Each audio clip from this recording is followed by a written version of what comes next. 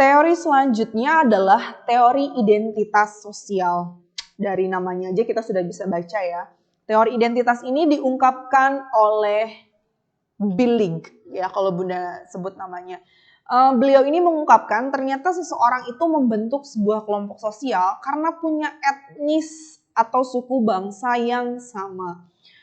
Nanti akan lebih dalam dibahas oleh Ferdinand Tönnies sebenarnya ketika kita punya suku yang sama, etnis yang sama dalam paguyuban atau patembayan. Nah, cuman kalau kata M. Billig ini, bahwa teori identitas itu berkaitan bahwa dia kelompok sosialnya itu dibentuk karena punya identitas yang sama. Sama-sama siswa Al-Azhar misalkan ya, begitu.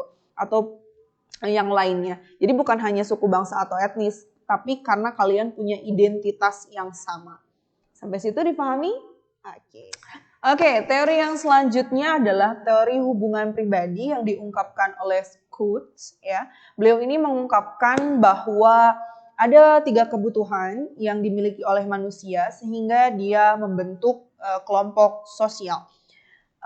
Yang pertama adalah kebutuhan inklusi. Apa sih yang dimaksud dengan kebutuhan inklusi? Jadi kebutuhan inklusi itu adalah kebutuhan di mana punya rasa keinginan untuk terlibat dalam sebuah kelompok. Kemudian ada kebutuhan kontrol, di mana dia itu mempunyai kebutuhan untuk mendapatkan arahan, pedoman, petunjuk dari orang lain. Dan yang terakhir adalah kebutuhan afeksi, yaitu kebutuhan untuk mendapatkan perlindungan, untuk disayangi, dan untuk menyayangi. Oke, sampai situ. Oke ya. Oke, selanjutnya adalah teori 2 terakhir. Yang pertama adalah teori tentang kedekatan dari Fred Lutyens. Ya, ini orangnya, ini teorinya. Beliau itu mengungkapkan bahwa teori ini berasal bahwa manusia itu membentuk sebuah kelompok sosial itu karena kedekatan ruang. Ya, contohnya misalkan RT, RW itu kan salah satu bentuk di mana kita membentuk kelompok sosial karena jarak rumah kita berdekatan. Ya, kedekatan ruang dan wilayah.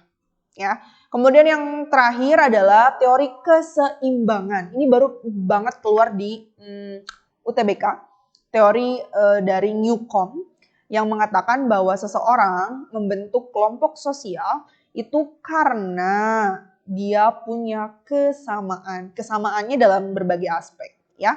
Jadi Bunda rangkum semuanya bahwa teori-teori ini sebenarnya sama intisarinya, berawal dari kesamaan. Hanya saja oleh teori-teori ini, khususnya untuk para tokoh sendiri, mengklasifikasikannya berdasarkan yang sifat-sifatnya khusus.